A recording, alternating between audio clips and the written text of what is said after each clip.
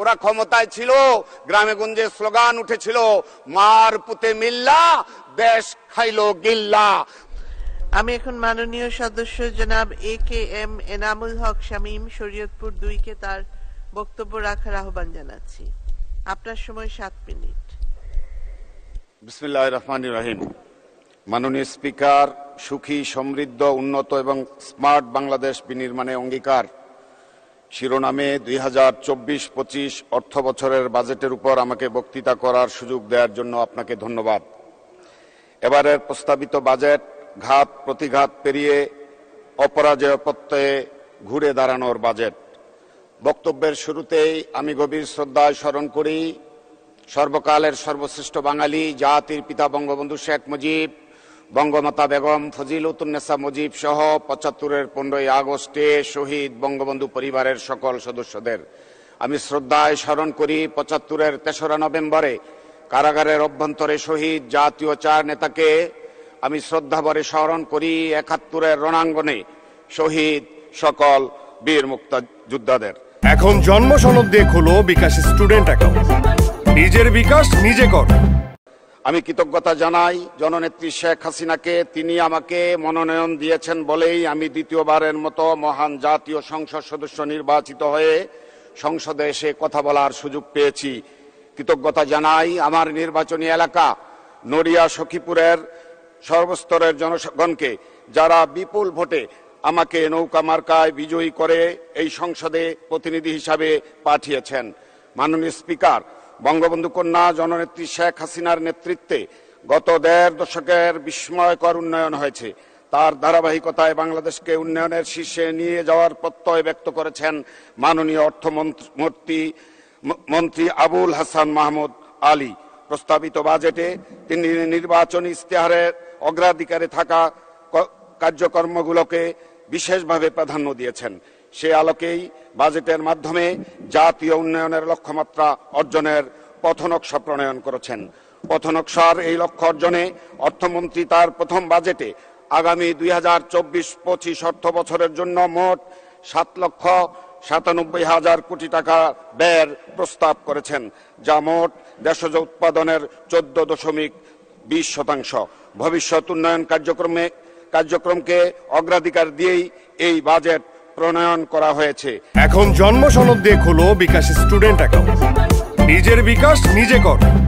Smart Bangladesh রূপান্তরের লক্ষ্যে প্রতিটি খাতে আধুনিক ও প্রযুক্তির সর্বোচ্চ ব্যবহারের উপর গুরুত্ব দেওয়া হয়েছে।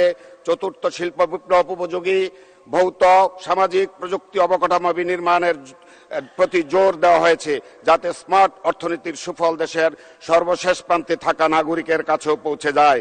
মাননীয় স্পিকার, আগামী 2 দিন পরেই ঐতিহাসিক 23শে জুন বাংলাদেশ আওয়ামী লীগের 75তম প্রতিষ্ঠা বার্ষিকী।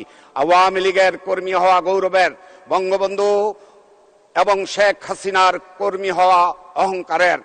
1949-এর 23শে জুন জাতির পিতা বঙ্গবন্ধু শেখ মুজিব আওয়ামী লীগ গঠন করে সেই আওয়ামী লীগকে তিলে তিলে গড়ে তুলে 52-এর ভাষা আন্দোলন, 69, 66-র 6 দফা এবং 71-এর মহান মুক্তিযুদ্ধে আওয়ামী লীগের নেতৃত্বে ঘরে ঘরে দুর্গ গড়ে তোলে স্বাধীন সার্বভৌম বাংলাদেশের সৃষ্টি করেছিলেন। আজকে 75-এ ওই ঘাতকেরা জাতির জনক বঙ্গবন্ধুকে সপরিবারে হত্যা করে ভেবেছিল বাংলাদেশে আর আওয়ামী লীগ করার কোনো লোক থাকবে না। আল্লাহর অশেষ রহমত, বঙ্গবন্ধুর 2 কন্যা বেঁচে ছিলেন বলেই 81-র 17ই মে আলো হাতে আধারের কাণ্ডারি হয়ে বঙ্গবন্ধুবিহীন বঙ্গবন্ধুর স্বপ্নের সোনার বাংলায় বঙ্গবন্ধুর বীর কন্যা মাননীয় প্রধানমন্ত্রী জননেত্রী শেখ হাসিনা বাংলাদেশে এসে তিলে তিলে আওয়ামী লীগকে কিভাবে গড়ে তুলেছেন তার একজন কর্মী হিসাবে আমার দেখার সুযোগ এবং সৌভাগ্য হয়েছে।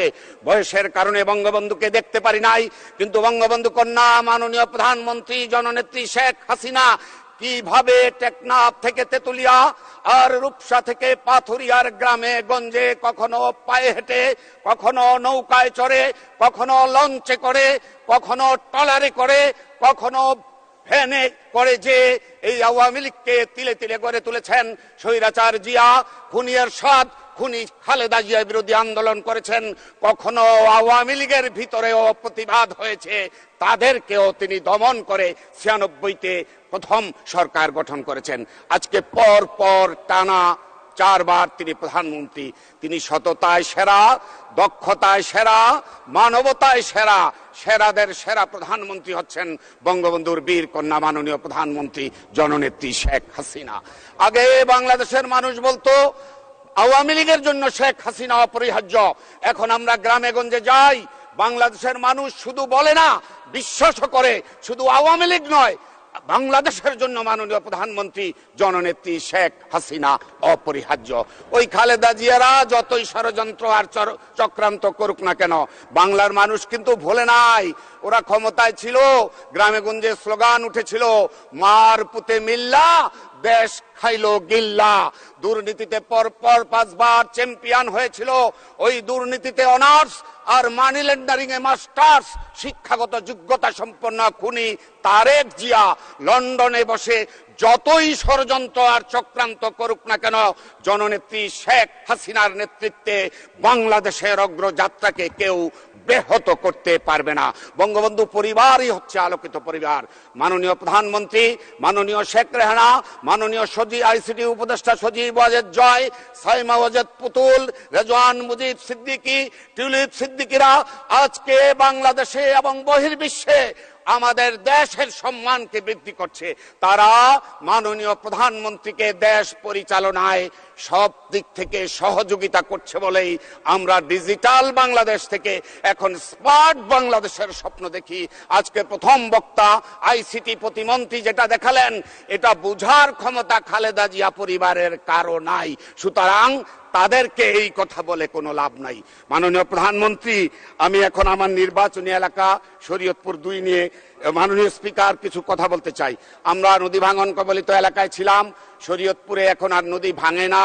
50 বছরের ভাঙন কবলিত এলাকা এখন জয় বাংলা এভিনিউ, সোনার বাংলা এভিনিউ, রূপসী বাংলা এভিনিউ, স্বাধীন বাংলা এভিনিউ পর্যটন কেন্দ্রে রূপান্তরিত হয়েছে।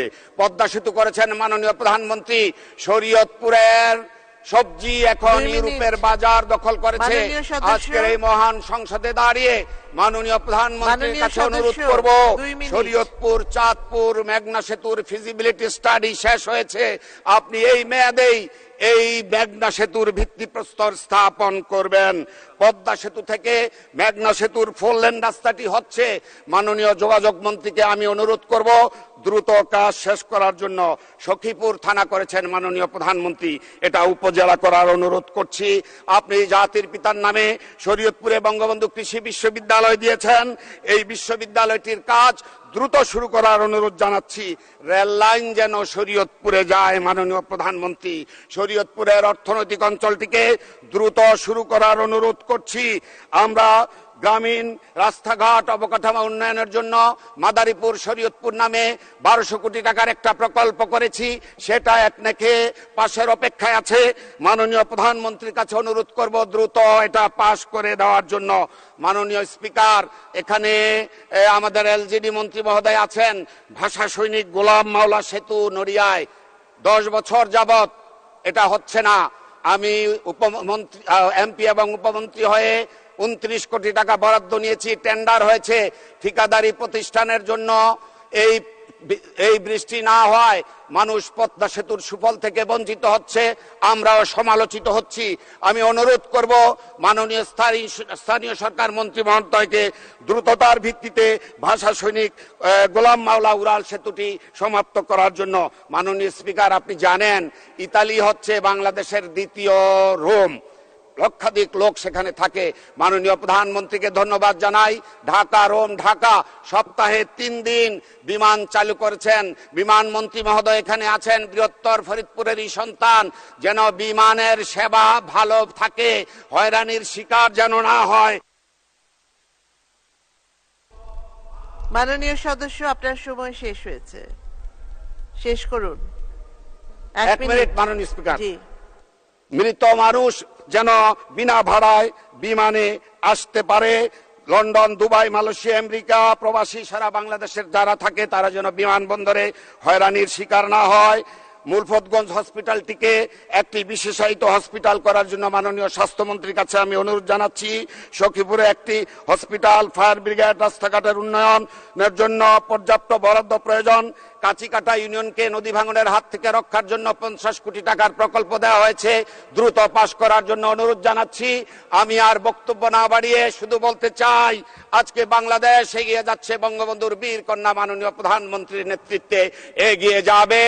ওই দুর্নীতির মা বেগম খালেদা জিয়ারা যতই ষড়যন্ত্র চক্রান্ত করুক না কেন, বাংলাদেশের অগ্রযাত্রাকে ব্যাহত করতে পারবে না।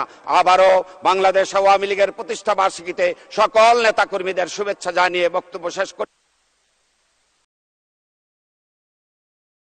পুরো খাগা নাকলেন চারাবাগ, খাগা নাকলেন চারাবাগ বড় ভাই কই যাবেন? একদম শীতকালী বড় ভাই টান দিয়া যাবো, খাগা নাকলেন চারাবাগ।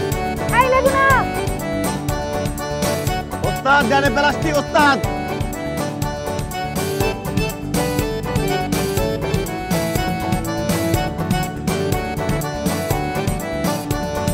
আপনার বান্ধবী আসেনি আজকে? না, কেন রে লাগবে? কাকা গেল কই? হে পৃথিবী, তুমি আমাকে ক্ষমা করে দিও। কইছি না বাপ তুই না কথা কবি না, কইছি না একবার কলেজের টাইন আছে। আমার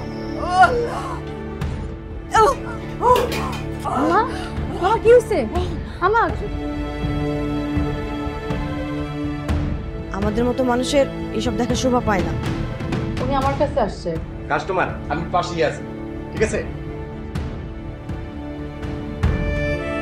আমি তোমার কতটা ভালোবাসি, আমি তো মানুষ সুইটিরে ভালোবাসছি।